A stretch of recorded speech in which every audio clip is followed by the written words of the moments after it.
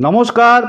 আগামী 14ই জানুয়ারি এবং 15ই জানুয়ারি বুধবার এবং বৃহস্পতিবার মকর সংক্রান্তি, অর্থাৎ পৌষ সংক্রান্তি এবং তার পরের দিন মাঘ মাস শুরু, পয়লা মাঘ। এই দুদিন কি করবেন? নিজেদের জীবনকে সুখ সমৃদ্ধিতে ভরিয়ে দিতে, সার্বিকভাবে কল্যাণের জন্য, পরিবারের কল্যাণের জন্য, নিজের কল্যাণের জন্য গোমাতা, এই গোমাতার মধ্যে ৩৩ কোটি দেবদেবীর বাস। আছেন মা লক্ষ্মী, ভগবান বিষ্ণু, ব্রহ্মা, মহেশ্বর।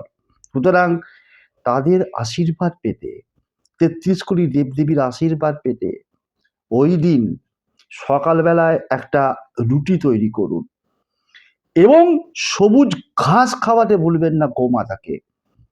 তার সাথে সাথে রুটি তৈরি করে ওই রুটির মধ্যে একটু পরিমাণে সাদা তিল এবং গুড় নিয়ে গিয়ে গোমাতাকে খাওয়ান।